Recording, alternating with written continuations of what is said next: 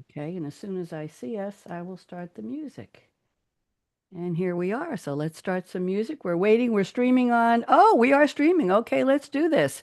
Ready? Here we go. Adam, dance with You got me. a little tune, yeah? So you wanna My be drums are in the other room. a You want to be a cool dude? He is a cool kid. with it. I'm a cool kid too. Hanging with the inset, Looking real looking real, cool and fine. He's fine. He's fine. There he is over there, casting your net. So you wanna be Drum roll, please. Here we go.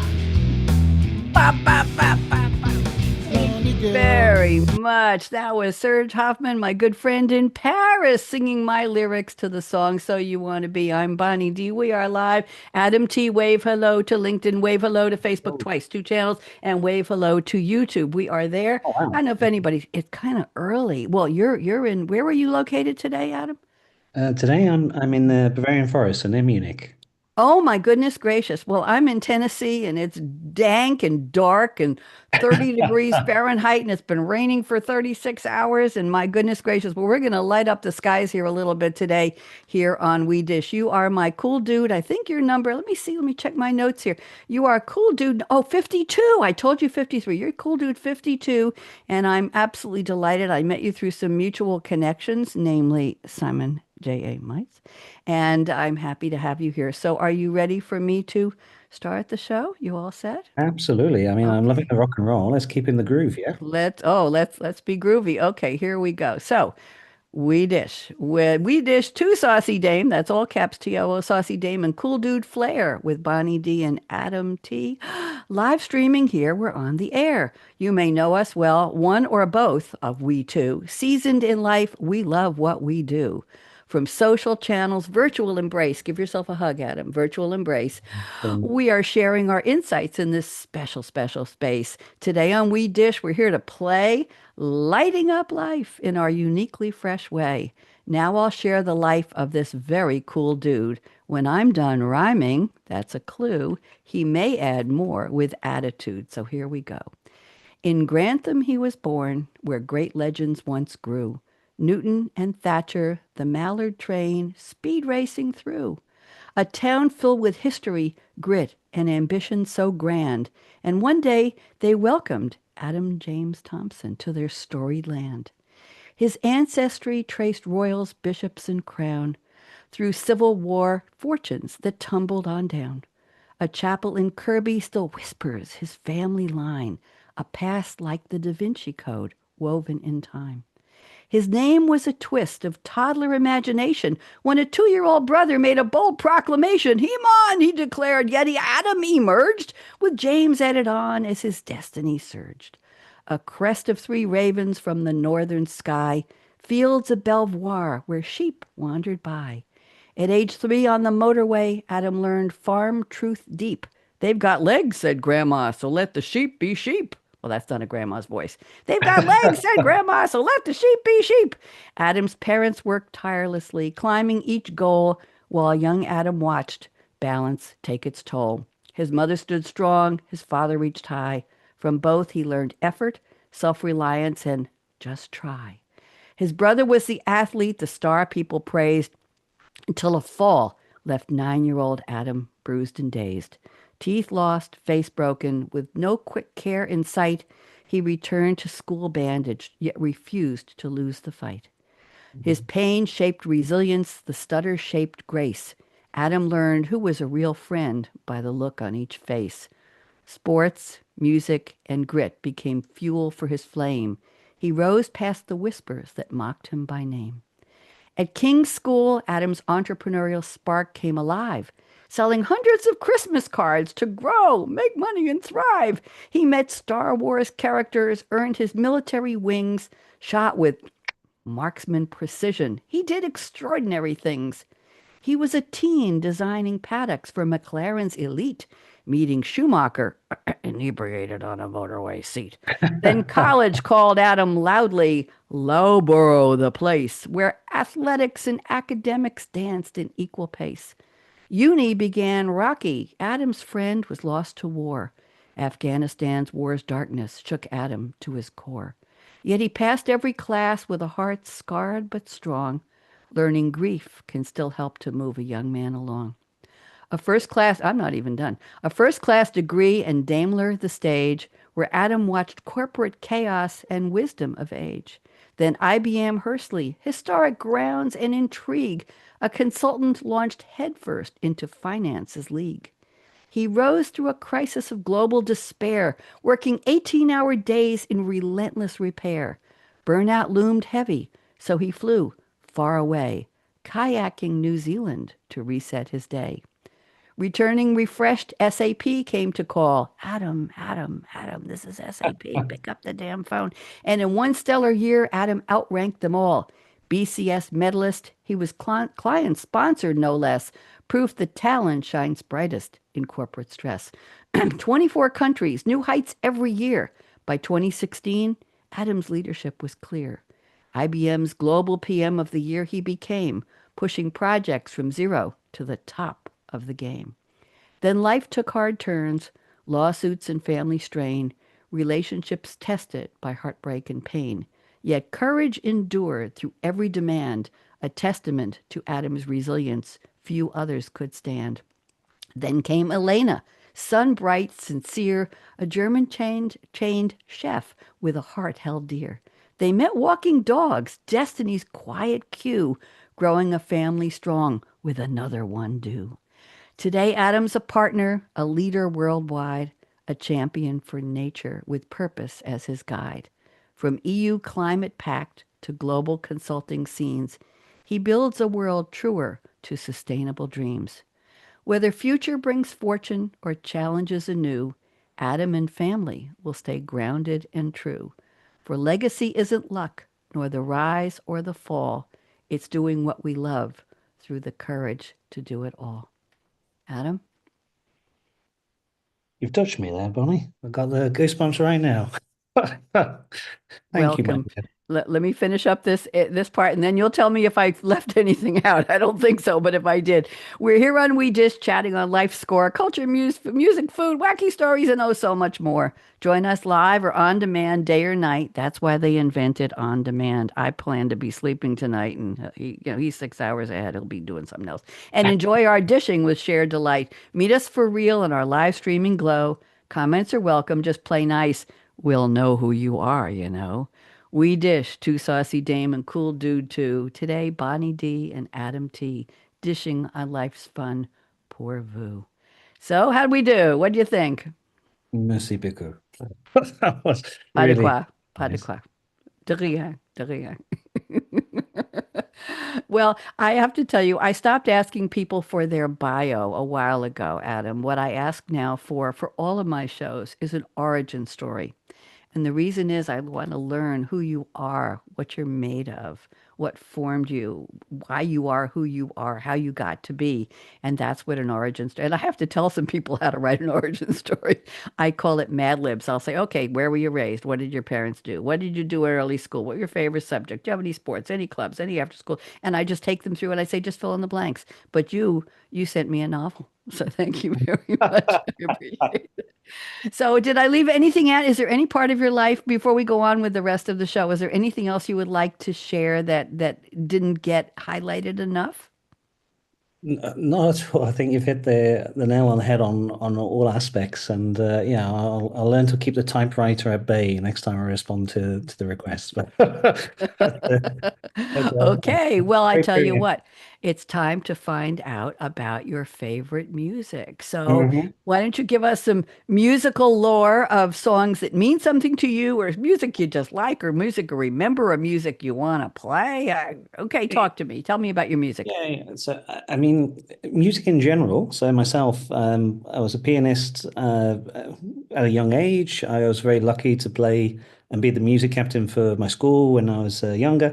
And so, from every genre, whether it was from jazz to blues to rock, love just doing the jingles. But bringing it, I suppose, to like at least the last 10 years, yeah. In terms of music that sort of touched me or are the memorable tunes, and there's always timeless classics. But for me specifically, if we're looking at like 2008, where I was commuting, doing what we call the rad run in the UK, going into the square mile during the great financial crisis. Uh, I paid more notice to a lot of the lyrics that were actually being said in a number of the songs because it really was tough, tough times. I mean, I got full respect for anybody who lived through that and also worked through that. But the song was actually by Kevin Rudolph, Let It Rock, featuring Lil Wayne. Hmm.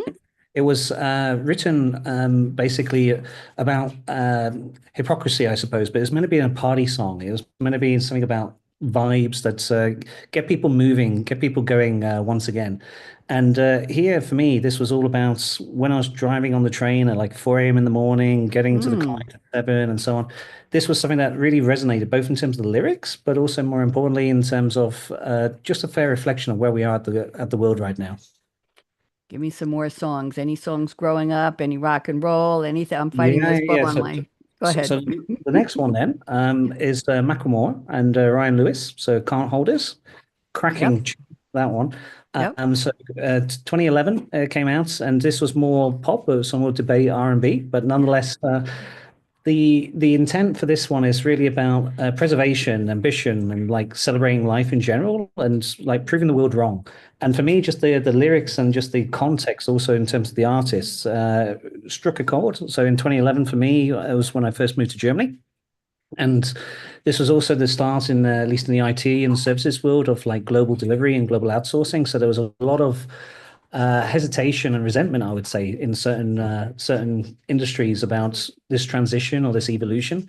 And so when you listen to those lyrics very closely, it is spot on in terms of the reflection of the world of then. And then the third one, and this is a classic in my book, is Coldplay, and it's A Sky Full of Stars. So in 2014, I was actually in a place called Maastricht, and that's for anybody in Netherlands. It's the Limburger region. It's like the really southern tip of Netherlands. Lovely people, lovely dialect, but it's a special place in Netherlands. Anybody from Netherlands would say that too.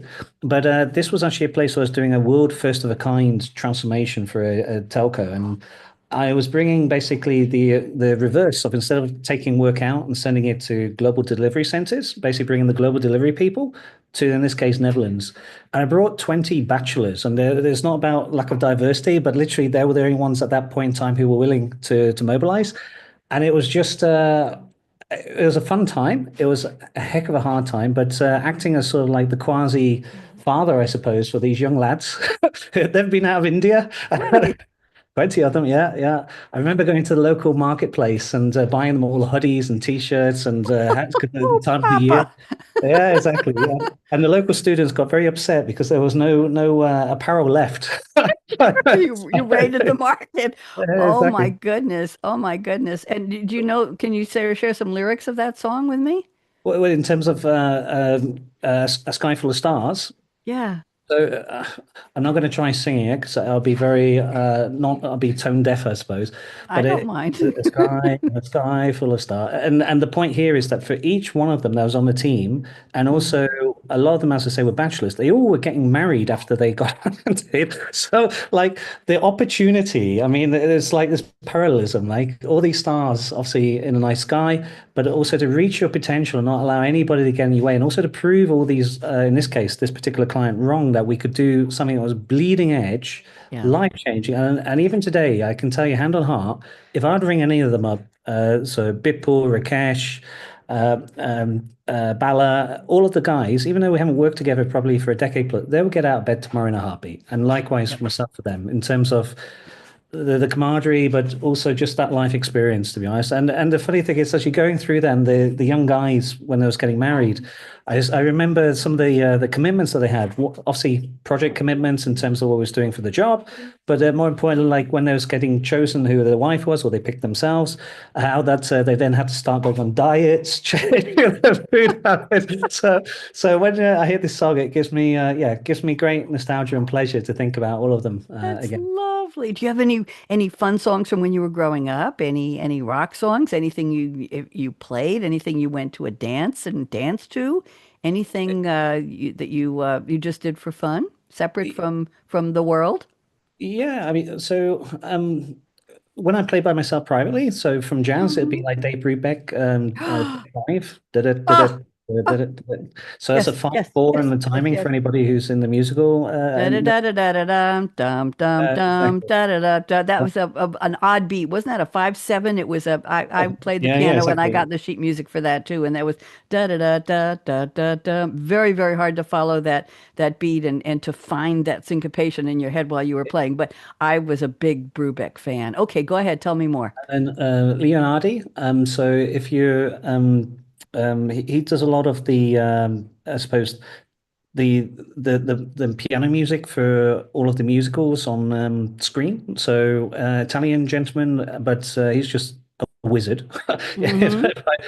And then when it comes to blues, so I was a big Jules Hollands fan back in the day. I don't know if he's known over in the US, but he would have his blues and rhythm orchestra, and they would just randomly in like some like stately home or park just shout out to the crowd, "What would you like us to play?" And then they'll just completely go for it. And same with Electro Deluxe. If you hear any of these live big bands playing, I mean, Mm-hmm. it just gets the hair standing up on the back of your neck. I mean, this is like Cool. you feel literally the beat, the vibe, and that for me is what I loved.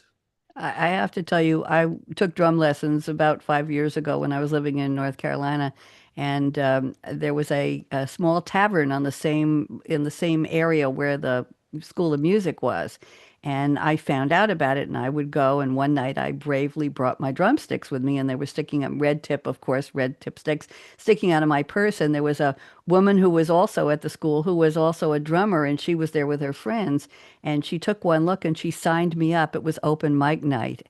And I had just started about a month before. I was playing with their adult band, but I hadn't played in public yet. And all of a sudden, the MC or whatever, the guy who was leading it said, Bonnie, are you ready? I thought I would die.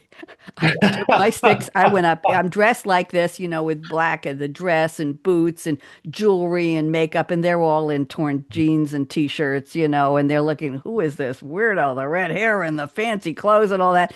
I decided, Adam, that I was going to play happy songs, not mood music. I was going to play. So I played. You get three songs, and I played Mustang Sally. Oh, There nice. wasn't a person in the room who wasn't tapping their feet. The people in the bar, it was a bar, restaurant, very small place with a porch out, patio outside. Everybody, that became my theme song, Mustang Sally. But a Mustang Sally. And I just grooved that song. And then I liked, speaking of jazz or blues, I played B.B. King's The Thrill Is Gone. Oh, nice. Oh, and you know what? After a while, they got used to me. I went every Thursday. And there was a time when I drummed three songs. And so many musicians joined me on this little stage that my three songs lasted almost 20 minutes long. Oh, They crikey. wouldn't stop playing choruses. And there was a guy who was a music producer with gold sparkled shoes and a big overcoat and a hat. And he looked at me, he said, drum solo. I thought, oh God, I'm gonna die. So I'm doing this. I wasn't ready for that. They wouldn't stop singing over. They had three singers, they had a bass, they had guitars, they had a keyboard, they had more singers coming up. And my set went 20 minutes. Well, this was in the summer. I have to tell you, it was about 110 degrees. I'm sitting on this throne, this little stool for drumming on not my kit, somebody's kit, and I'm trying to figure where everything out. I go, ba, ba, ba, ba, ba, bang, sweat stripping, and my friends in the audience were saying, I think she's going to pass out. We have to go relieve. I said, no, I'm fine. I'm fine. I'm fine. So I clocked it because my boyfriend was there and he videoed it. And I think it was 19 minutes and change for three songs. Oh, crikey. That's a workout in itself. But I I mean, know, yeah, I know, but I had so much concentration, keep it. fun, Yeah. so much fun, and I picked songs that I knew people were getting. People were bringing up very moody songs and some blah blah blah, and I said, I'm just going to do happy. I'm going to do groove songs, and that's what I did. But I want to tell you some of my favorite songs that Please I do. talk about are. I'll make it brief.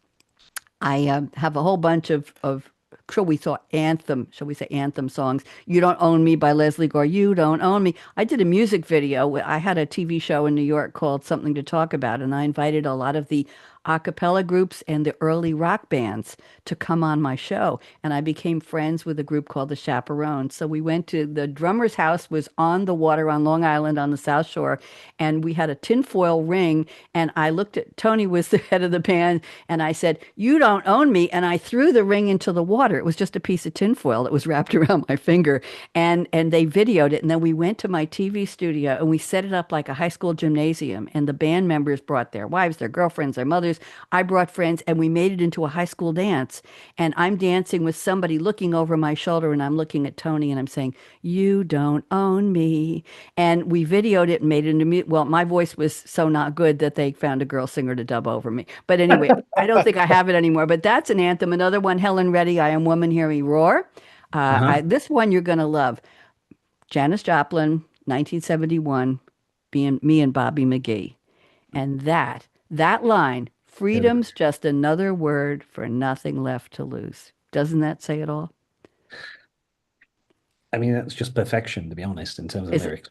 Isn't it? Absolutely. And then a couple more respect. Aretha Franklin, "I Will Survive." Gloria Gaynor, you're getting a theme here. Hit me with your best shot, Pat Benatar. I've been hit by people, not guns, but best shots. New Attitude. I got a new attitude. Patti LaBelle, one of my favorites. Girls Just Want to Have Fun. Cyndi Lauper. And then the Donna Summer discography. I was I'll say an exhibition dancer. I was a dance instructor, disco and ballroom and Latin and Donna Summer, and I entered a disco Hawaii contest with my partner years ago in Oregon, and we danced to Heaven Knows, which was part of the MacArthur Park Suite. Donna Summer's version was like 23 minutes long, and Heaven Knows was a piece of that. Richard Harris recorded it 6 years before she did. He only got to about, I don't know, 12 on the charts. Hers was a number one hit. She got a higher ranking on the charts. But the Donna Summer discography is the story of me. She works hard for the money.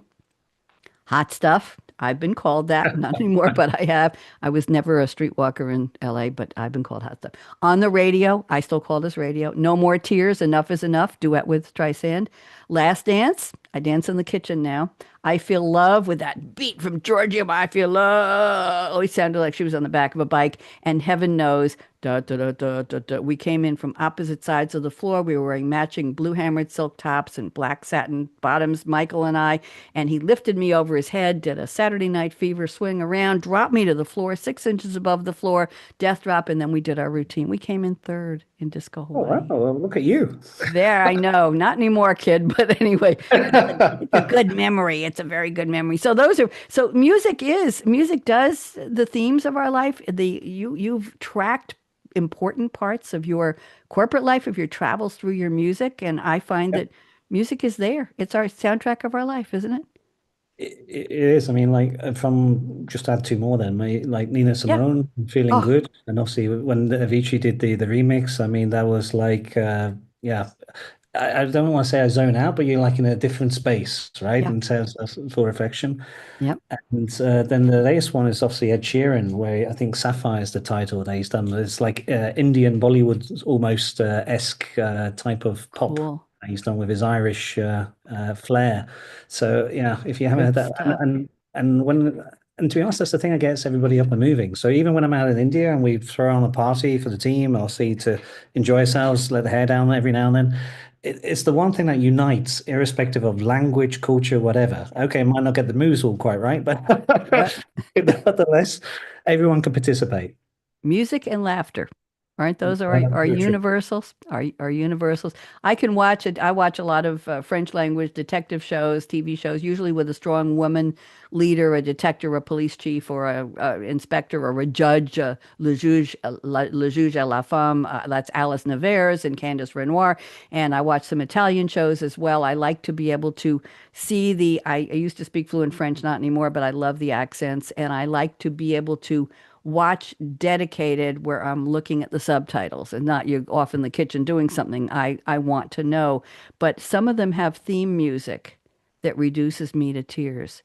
And I Mm, can't tell you, it's just there's a mood, there's a tone, there's a riff, there's a mm. key, and it just goes right through me, and I'll just sit there and cry. That's strange. It's music I don't even know, but it'll be a particular intro to a show, and I have to fast forward, say skip intro because I can't. I'm running out of Kleenex here. I was going to say, Okay, there pass you. the sticker box. Yeah. Thank you. I have mine here. Thank you. So let's go on to the next. Thank you for the music. That was fun. And this show is really just a conversation, but we've got some things to go through here. So, okay, what is your? This may be hard for you to answer. Now, this is a conversation, so I'll ask not a question. I'll raise a topic. You'll answer, and then I'll give you mine. So, creativity superpower. Do you have one? If you do, what do you love? What do you not love about it so much? And then I'll give you mine. Well, that's a good question. Yeah. Shoot from the hip a little bit then. I I I do not like standard or like universal formal like form, shape, and barriers. So that's a mouthful, but that's like when somebody asks me, "What's your idea or your opinion on X?" Hmm. I already like to take myself away from, okay, what's the whole context and do the whole outside in, but equally look at it, not design thinking or this good consulting jargon, but more in terms of like, if I was to look at this simple example, there's an aircraft, and that you have an aircraft, it has wings, it has wheels. But if you actually then see what they're doing now, how they're looking at like Mother Nature and saying, all right, if we take a bird and then we look at the skeleton of the bird, how would you then develop the aircraft? That for me is like provoking the next sort of evolution of thinking, and that's it's creativity as best, but it's also a curse sometimes because in some regards you can't be too wacky, right? You still got to keep the feet on the ground, even if you want to take Apollo up to the moon and back. That's a good juxtaposition. You got to gonna fly, but you got to keep your feet on the ground. Very interesting. So your creativity, so your superpower is be able to look basically at the skeleton or the insides of a challenge, of a problem, of a potential solution, and make it happen in the real world. Yes, did I What get that? else? Yeah, yeah, yeah. That's a fair rephrase. Yeah. Interesting, interesting. Mine is I get people like you to talk to me. Very That's my resourceful. that's a, Yeah. and I used to I didn't tell you this, but I used to be a stand-up comedian and I had my own troupe called Bonnie G and Du Bois, and we performed around Long Island and a little bit in New York City, and now I tell people I just try to be funny sitting down. I don't know if there's a downside. I talk to almost anybody, but I prefer really interesting people. And I will tell you that adding you to my Cool Dude Hall of Fame will be a privilege. Thank you. I won't say I've been lucky. I've been introduced to fascinating people like you and like Simon Mites, who introduced me to other interesting people. And I think my ability to talk to people and get people to be comfortable, trust to talk to me is what has enabled these doors to open. I look at my Cool Dude Hall of Fame, Adam, and I was trying to describe to somebody the level of achievement, the range of skills, the passion. You all share a passion for what you do, where you've come from, where you're going, how you live, how you wake up. All so many different areas of skills and industries and passions and genres. And it just amazes me that I know that many people Spectrum. Yeah, be yeah. willing to talk to me with me. And so I don't see a downside to that other than sometimes the shows go a very long time, but that's okay. I'm not in any hurry. Okay, let's go to now. Okay, this is really important. And then we have two more. Okay, really important. How does Adam T, I didn't mention it's Thompson, Thompson, Adam T. We only go by very anonymous here, very, very anonymous.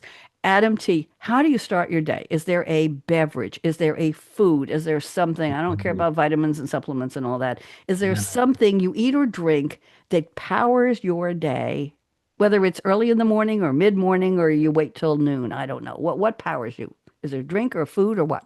Yeah, so I mean, generally speaking, I get my energy from other people, but in terms of the food and the drink, in Ooh, terms wait a minute. Hold on. Hold on. Can we copyright that line? Can we draw can I crochet that on a pillow or write it on graffiti on a wall? I get my energy from other people. That was beautiful. well, that's the honest truth. I And didn't mean to interrupt you, but that was all what was good. one of those moments. You don't step on a moment like that. Okay, now you can continue. Go ahead. All good, all good. I mean, So let me build on that then. So in terms of beverage, I'm very stereotypical Englishman. Even though I've left the UK 20 years ago, I still have my cup of tea in the morning, Yorkshire Gold to be very precise, and I am a beekeeper. So I always have a good dollop of honey in my cup of tea every day, and that just keeps me ticking along. But in terms of like getting the day going, I like when I'm walking the dog, and don't get me wrong, obviously that's how I met my better half, walking the dog. I like the tranquility and the peace and quiet in the forest, at least when I'm walking down by the river, just to get my thoughts collected for the day and just set myself ready for launch when I get back. And then besides the typewriter, obviously front of the machine, off we go again.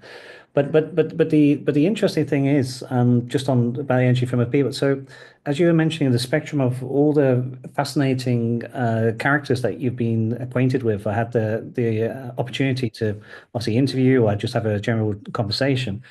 When I in my work, when I work especially with our research people, I mean, I've got people that did like the Mayflower, which was that autonomous vessel that went transatlantic, and they've got like a professor in four unis and the rest. But exactly that thing to extract the value, that like nuggets of trust, to basically convert their ideas or install your ideas for them to, as the Einstein, come up with what the right solution is.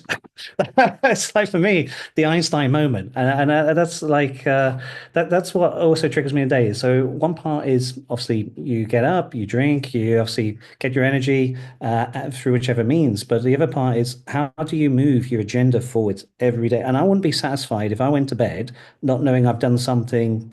Let's call it awesome or the wow factor, right? At least one thing a day. It doesn't have to be big, but just something that makes a difference. And that for me is, yeah, passion's coming through now, right? But that's like almost military style, like got to do it, got to be done, right? Okay, I have an important question. I Go had a for it. guest on one of my early shows years ago who was a Brit, and he said Americans have tea bags. That's just dusty tea. You don't know how to brew a good cup of tea, he said. He told me that there's a certain millimeter of the thickness of the fine china of the cup, that the Yeah. water has to be boiled to a certain exact temperature, that Hmm. it has to be poured over the loose tea in a particular type of Yeah. strainer. It Yeah. has to steep for a certain number of minutes, and then that's proper tea. How do you make your tea, Adam? Well, indeed. Now you're going from being a purist to a pragmatist. Okay, I tell where are that sliding scale? Where are you? Are you halfway or you which way? So for special occasions, indeed, we probably go the whole hog and make sure that we got the fresh leaves and we have the drainer or the strainer and going for us. But my Yorkshire Gold and hopefully that's what the our king now. He sticks his emblem on it, so he endorses as well. For a quick cuppa, that's the way I'd go about it. But indeed, I do have a smart kettle. I make What? sure. Wait a minute. What's a smart kettle? What does it do? So you get the right, precisely the right degrees for your cuppa. You don't want to burn like the tea leaves, right? You want Hmm. that fusing and that. So, and depending on the different type of tea, so it does exist. But actually, on the smart kettle, and just come to my some of my friends, and you probably love this, but coming to ingenuity, one of my friends, obviously, our folks are getting older as life progresses, of course. And every morning, being a Brit, we put the kettle on, whether it's a coffee, cup of tea, whatever. And well, anyway, one day his mother-in-law, they couldn't get hold of her for whatever reason. So they decided, all right, let's pop by. Couldn't find her. Anyway, she just had not a cup of tea, but something much stronger, which basically knocked her out for a few more hours. No. But what he decided was, how about if I change her kettle so I know that when she puts the kettle on, we don't have to bother driving like half an hour, and just like simple IoT device. And he actually created it as a charity. So if you want, I can What? share afterwards. Yeah, yeah. So he Yeah. doesn't do it for fun and sense of making money. It's just for the practicality. Yeah. And what it's obviously got AI in it, and what is it linked to? It gives a signal when she turns the kettle on every day. Exactly. Every time that the kettle goes on, you can, and you obviously it could do more than if you want that. But during the COVID in particular, this Yeah. was like a lifesaver, no jokes. So yeah, Wow. Wow. Well, I send my Wordle Blossom strands connections and New York Times mini scores, I text them to my daughter every night, and she knows that I'm alive at the end of the day. So that's how, because nobody lives near me. So that's what I do. But we all have those proof of life. Well, Oh, it's a living, that's literally. morbid. My breakfast is a little bit different. I have an individual Hamilton Beach. It's 12 ounces. It's a plastic container with a pulse button. It's an individual blender with a top Ah, with a little hole, and you uh, slide the thing back. And I am the woman in the store every week who is spending 10 minutes in the banana section of the produce section. I make sure I get a couple of green ones, and they can't be damaged, they can't be bruised, they can't have lines on them, they can't have dots or spots. And it's very hard because I have to ask the stock people to bring out a fresh batch of bananas because they have to last me for seven. I only go to the store once a week. I don't need to. And so they have to last 7 to 9 days. Well, I ended up with two bunches this week, so I'm having two bananas a day. So I put in 6 to 8 ounces of 1% milk in the blender. And then I add some raw agave syrup as a sweetener. I can't have anything that's fake like stevia or anything, any of those things. And I'll add a little bit of frozen sliced strawberries, unsweetened, and a banana in chunks. And if I'm really feeling naughty, I'll put a little bit of vanilla ice cream in it. And I'm telling you, for and medicinal purposes, of some course. days I add a little a little cinnamon or a little bit of cinnamon and ginger. I'm just doing plain. If some days if I'm feeling really really happy, I'll put in some dry cocoa, unsweetened cocoa, and I blend it up. And I've turned it into a meditation session every morning, Adam. So I will say blessings to, and I'll list my daughter and all of her family by name, and I send them gratitude and blessings. And then I'll do my son and his family by name. And then I do a shout out to people I know who are in poor health or who have relatives or dear family or friends who are in need of help. And I'll do a shout out to them and say, I'm sending you my thoughts. And then I thank for me. And I say, thank you for me. And I give all the names I've ever used. And I made a little acronym out of them, and I'm not sharing that one, so don't ask me. But that's my morning routine. And whether I wake this morning, it was early because it's early for me for on the air with you, but I will do that every morning. And so it's banana, the 1% milk, the frozen strawberries, and the sweetener. And I pulse it and I pulse it and I say my little blessings, my little gratitude routine. And it just feels good. And then I'll drink it and I'll take the little top off and wash it. And then I have a reusable plastic straw with the pipe cleaner on the metal rod that goes through, and I clean the straw and I rinse it. And then I reuse the straw every day. So I'm not polluting the oceans. I hope you're proud of me. Proud of me. I am indeed. That's doing a bit of sustainability, but I mean, that must be from a nutrition viewpoint. That must be a boost in the morning. I mean, it's like, hello, It wakey, wakey. it's a little bit of everything, and the potassium, keeps from leg Yeah, cramps, yeah. and in the bananas. Yes, that's it. So I developed that years ago, and it's just something I love to do, and it's just fun. So yeah, Have you and given it a name? The drink? Bonnie's bananas. I don't know. Bonnie goes bananas. There you go. Uh, we can put that out there. See what comments you get back. I'm almost afraid to. Oh my goodness gracious. Let's see. So let's see what's next on our list here. Oh my goodness. No. I'm not. Let me go through my list here. You've got me off track here. Let's see what's happening here. Okay. 1 second. Wait a minute. Okay, hold on. 1 second. This is a new phone. I'm having trouble answering it. Okay, yeah. Hello? Yeah, that's Adam. That's Adam Thompson. Yeah, yeah. He's in Germany now. Uh-huh. He's the one. Yeah. I told you about him. Mm-hmm. Okay. What can you do for me? What can I do for you? It's really early in LA. It must be just about, what is it, almost 10 o'clock? It's 7 in the morning? Seriously? You're calling? Okay. You want Adam to pick a famous director who's going to Mhm. make either a movie or a TV show, not about him. It's not his biopic, it's not his biography, but the character is going to be based on his extremely interesting and varied life all over the world. Okay, good. And you wanted to pick a director, he has to say, is it going to be a TV show or a movie? Okay, good. Could be a limited edition TV show, 6 or 8 episodes, or an ongoing annual series. That'd be fine. And pick the director. You want him to pick the genre: action, drama, fantasy, musical, romance, comedy, sci-fi, thriller, horror, time travel, anything. You want him to pick the title of it. Listen, you're asking a lot. He's a busy person here. He's a busy dude. Okay, and then you want him to pick an actor to play the lead based on him, but not him. Okay, all right. So who's there now? Spielberg. Hi, Steven Spielberg. Hi. Yeah, this is nice to see. Ron Howard. You got Clint Eastwood. Clint, please. You're just a legend. Stop, stop. You don't have to do this. Shonda Rhimes. Well, there's my hero in TV. Nobody talks faster than Shonda Rhimes' characters on her TV shows. I love to watch. And if you even blink an eyelash, you miss some of the dialogue. Thank you. Chuck Lorre is there. Lorne Michaels. Seth MacFarlane. We're getting a little wacky here.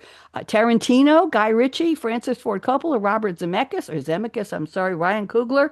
Oh my goodness. Okay. We will ask Adam to pick and I will get back to you.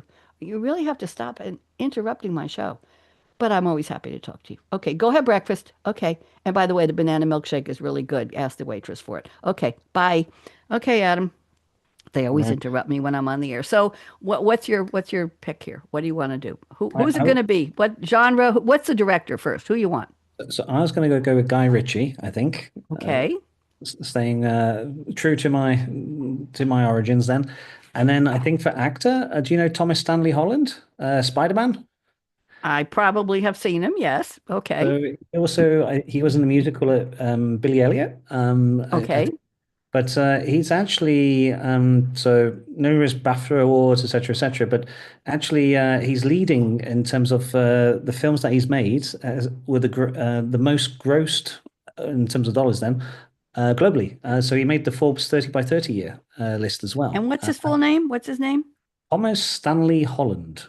Thomas Stanley Holland. Keep talking. Go ahead. I'm listening. So, and I think he's in his he must be late 20s, early 30s. But yeah, that's the chap. Here we go. Okay. Yeah. Oh, good looking. Look at that curly hair. Oh my Well, goodness. yeah, I Oh my mean, heart. believe it or not, back in the day, like before children, I probably had the not quite those golden locks, but He's got different looks here. Okay, I liked. There we go. yeah, that's the gentleman. Yeah, Okay, exactly. Tom. I know Tom Holland. Okay, go ahead. All right. So What I else? would go for a bit of a comedy. I like a feel-good sort of movie in this regards. And I think I don't know for title, that I'll probably leave open, but in terms of theme, I probably would go for something along the lines of the world of services has completely changed in like last 10 years since AI. And where we had like The Office and all these other sitcoms in the past where the computer says no, Mhm. I can imagine there's something really now that AI and quantum's taking off in this direction that people will find the idiosyncrasies, but at the same side would relate to like the day in the life of press one on the phone and you get nobody or press two. Ooh, cool. Comedy, fantasy, adventure.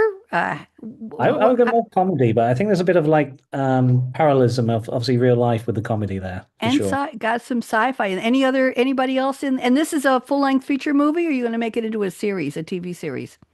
I Wow, that's a think good it's a question. I series. think it's a series actually now, thinking I about it. do, Yeah, yeah. yeah. And title is what now? What do you want the title? Oh, that is a good question. I haven't got that I far, but Oh, we have to. That's that we have to have a title. They're waiting. They're sitting there ready for their third mimosa in LA, and it's early. uh, so I mean, Mr. Bond had a quantum of solace. I think it's more like a quantum of AI and a cup of tea or something How like about the smart kettle? the A smart. There you smart go. a smart kettle of fish. The smart. Oh, here we go.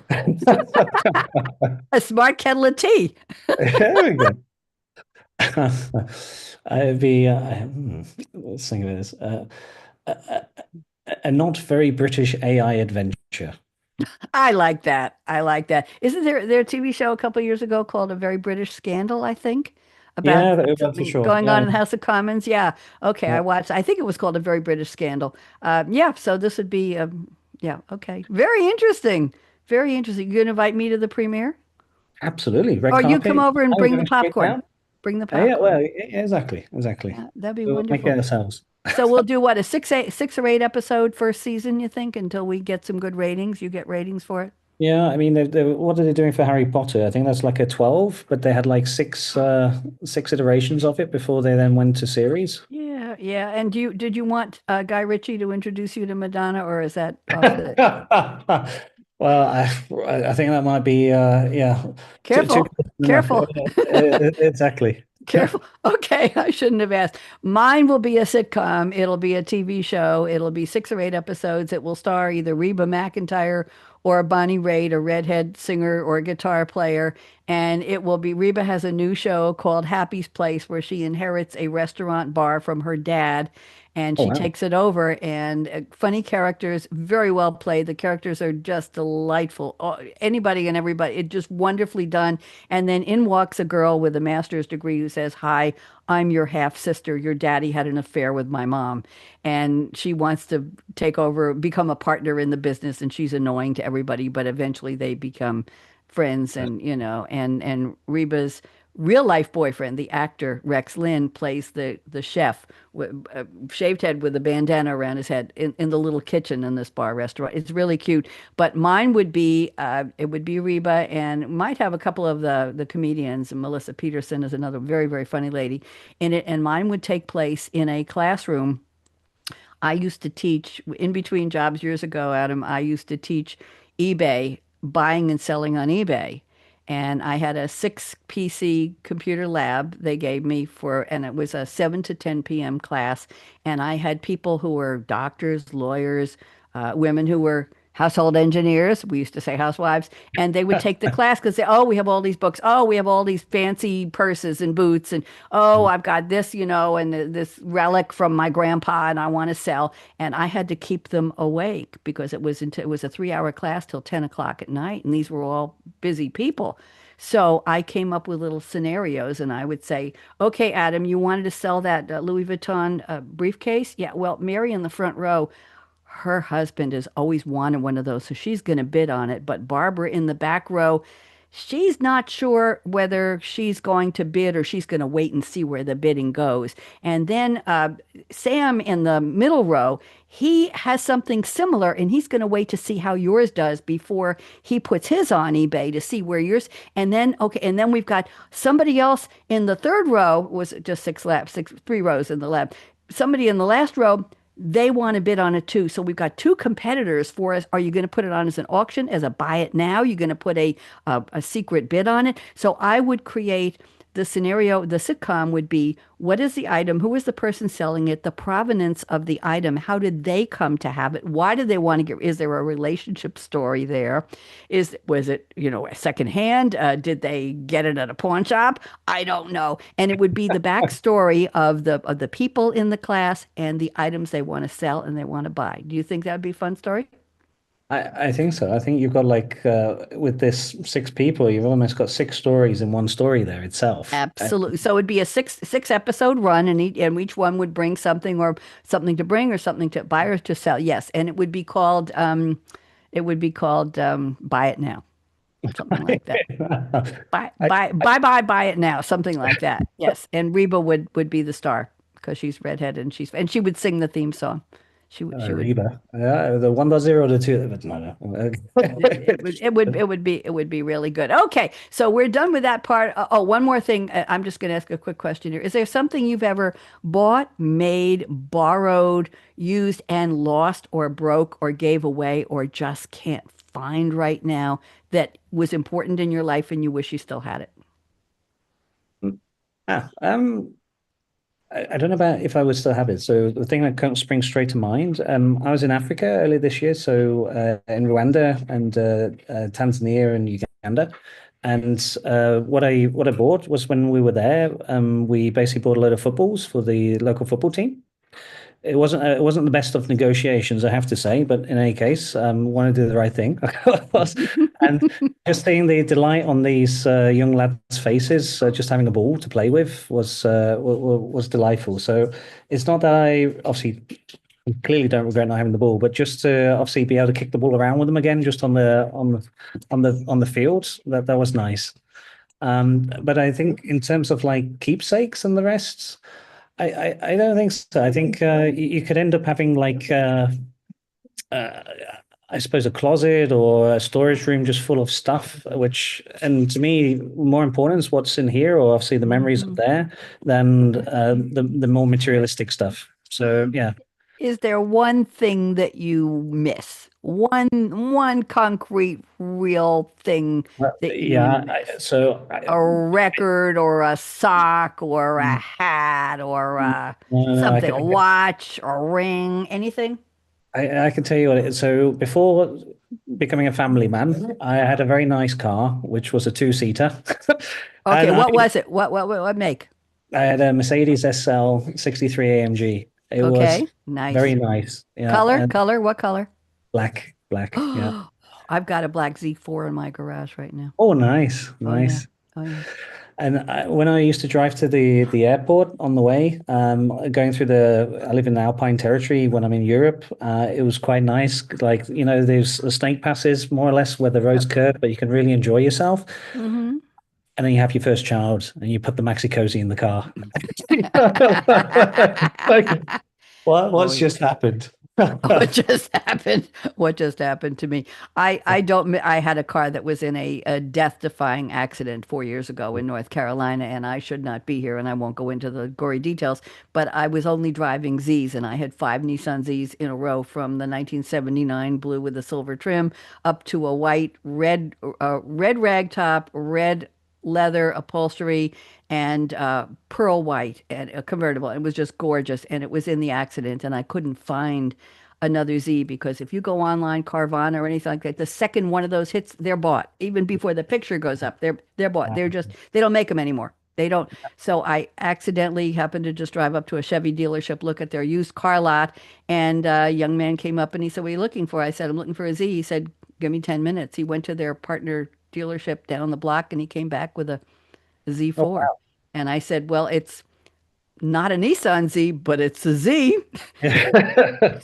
And it was, what was it, 4 years old? It's 2019. So it was about 3 years old, non-smoker, single owner, and it was automatic, which I needed. And, got to put your lipstick on while you're driving, all that good stuff. And I bought it. I paid cash for it, and I bought it that day. And he had to come and teach me how to drive it because it had all of the fancy schmancy, digital stuff to go on it. And I just got an ad from BMW. Go away. Yeah.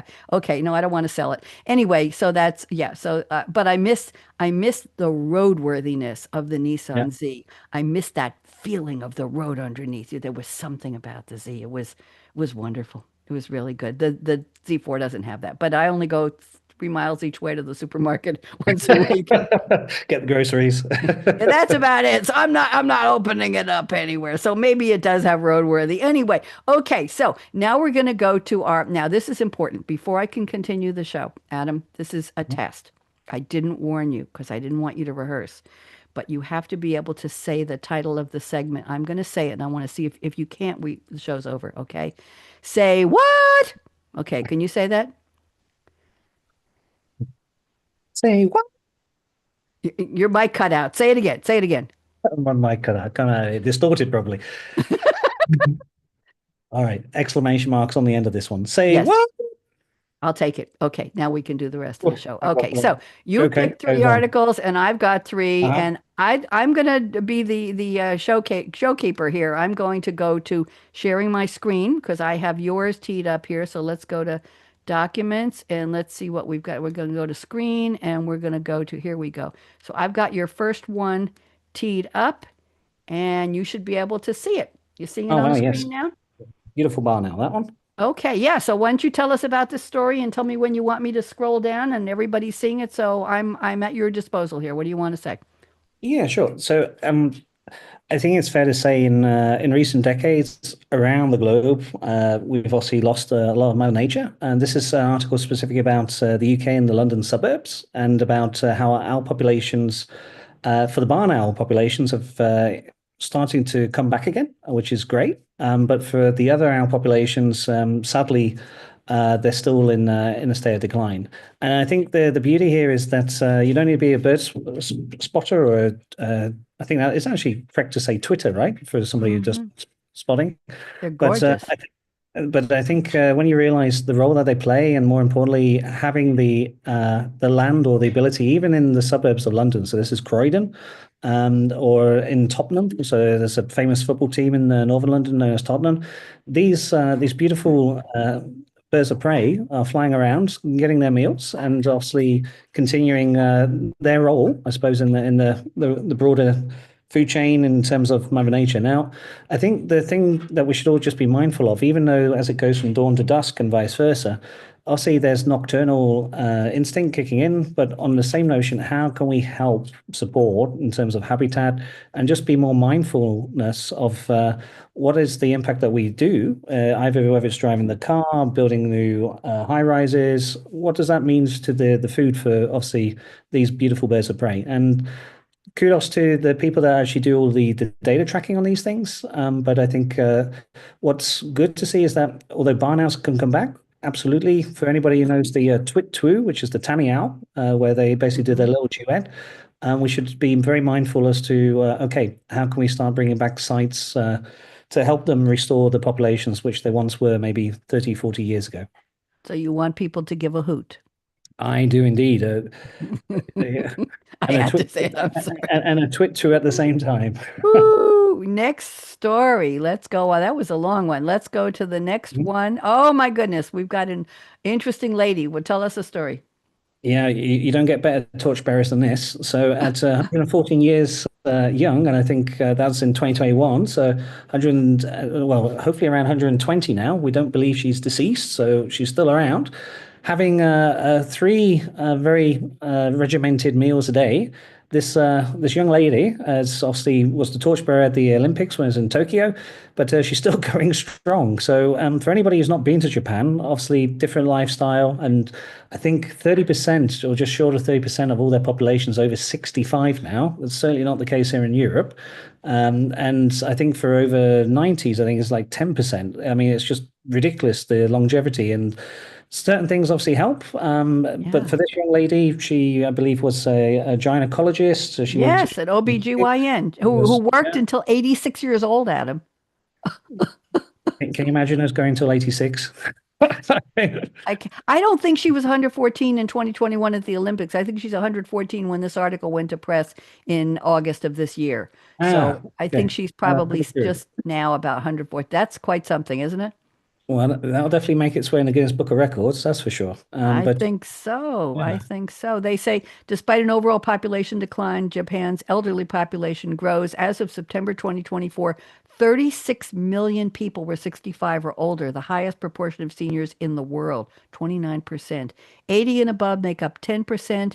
There are 95,119 centenarians across Japan. that is crazy. So I Wow. don't know for the US, but certainly in the UK, the Queen used to write Yes, at a about hundredth, happy 100th birthday. Now they couldn't keep up with it. 95,000 of those every year, right? I mean, you need a proper print machine to get that going. I think my mom got a letter from some senator in New York when she turned 100, which was Oh, about a God. month and a half before she passed away. So, and we've got this is a beautiful story. Tell me Mm, about this one. I have all the pictures here, by the way. I'll show you. So why don't you talk and I'll scroll down for you. Go ahead. for sure. So this gentleman, he spent over a decade plus just taking photos of the same tree, an elm tree. It's actually quite a rare species these days, but he wanted to just encapsulate the tree and eternity, given the lifespan of a tree versus maybe as in humans, and just looking at it in terms of the different times of the year and different special events. So whether it's been a solar eclipse, whether it was that the Northern Lights, so earliest Boreas, came along, how to capture that. And clearly a professional photographer, so not just a hobbyist here. I mean, these are super photos. I mean, you should be very, very proud. Wow. But it just allowed also the local population who actually go past this tree on a daily basis to get more engagement with the actual local surroundings. So a lot of them just walk past this. I don't want to say ignore, but were not aware of some of these different morning shots that the gentleman took. And he obviously got a kick out of it. But I mean, the pictures are awesome.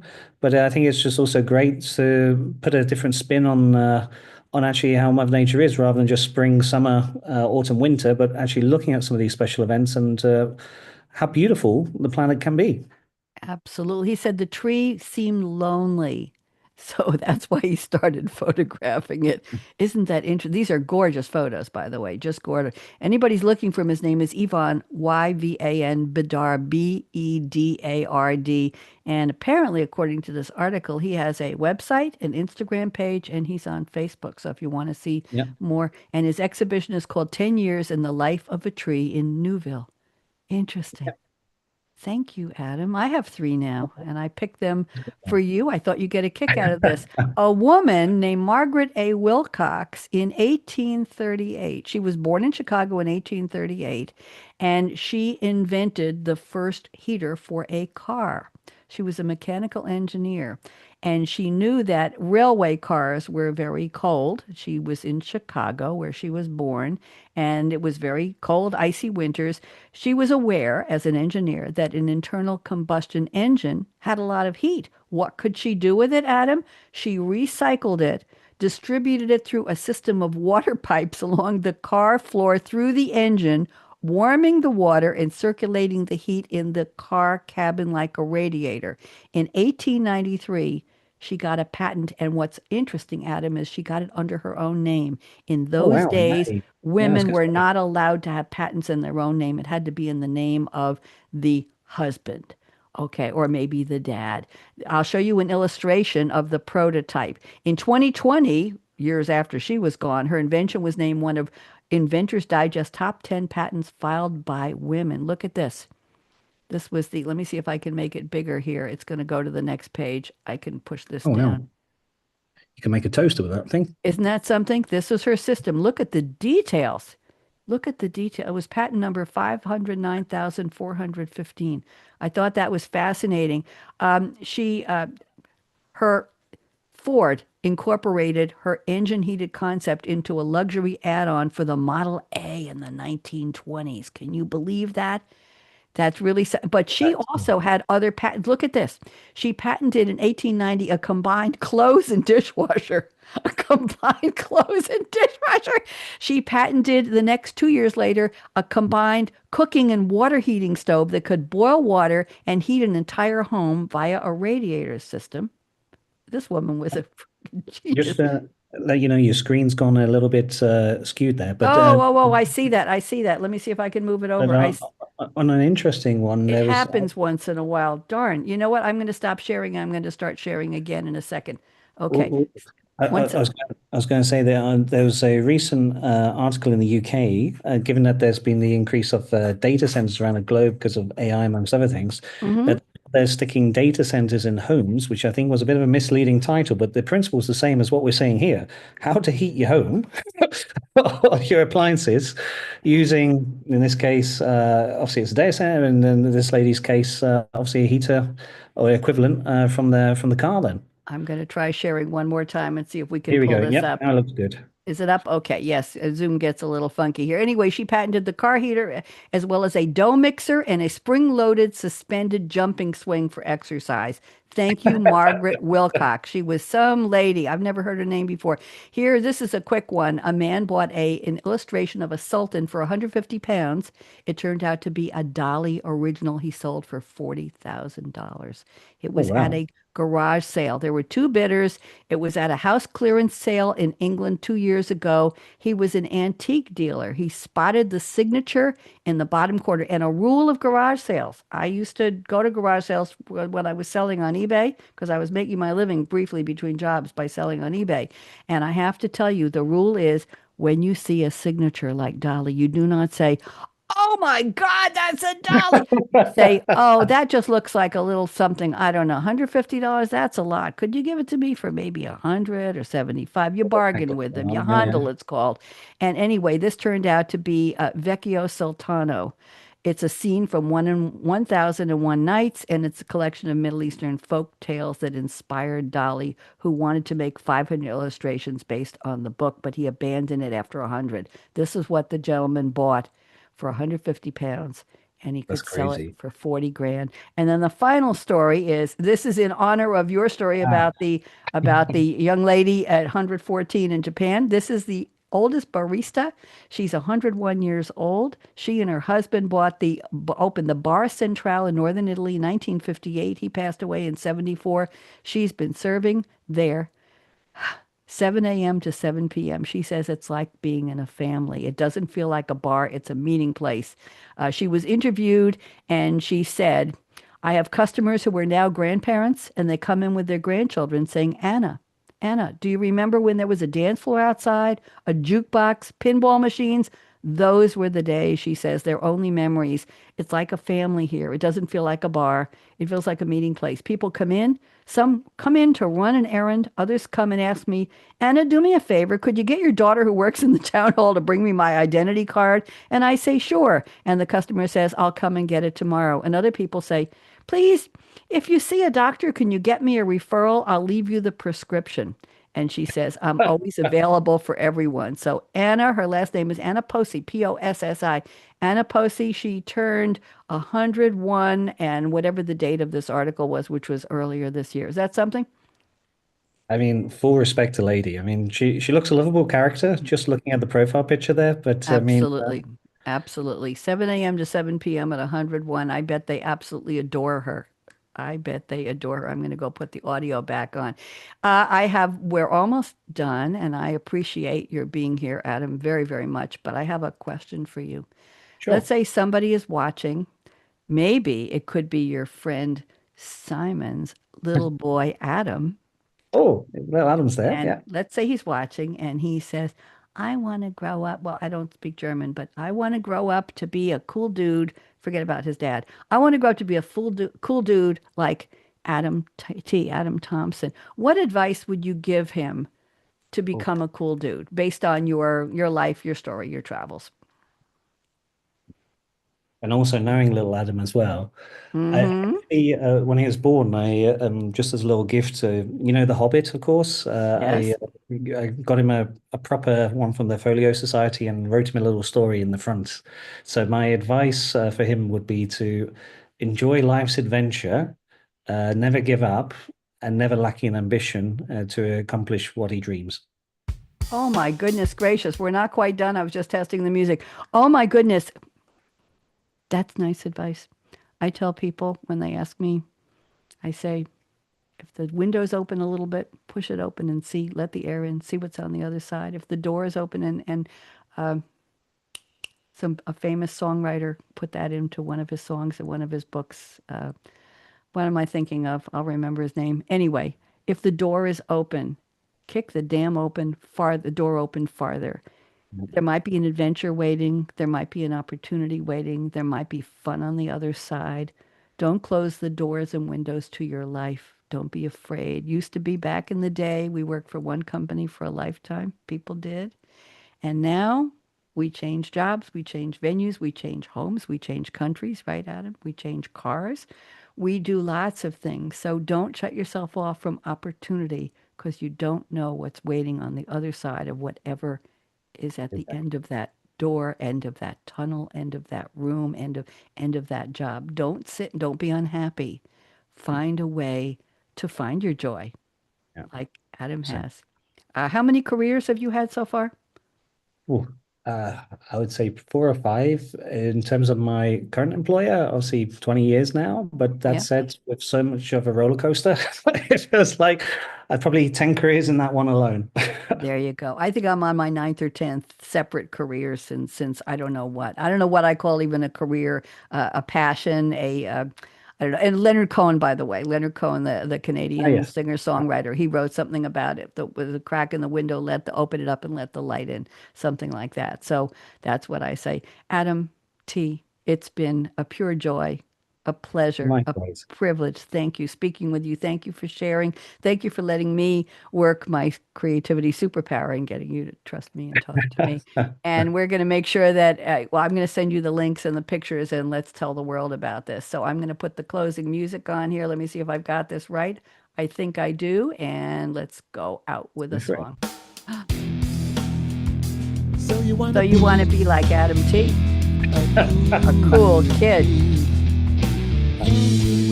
IoT Cafe. hanging with the inset. We're the inset, Adam. Not the insole. That's in the shoe. The inset.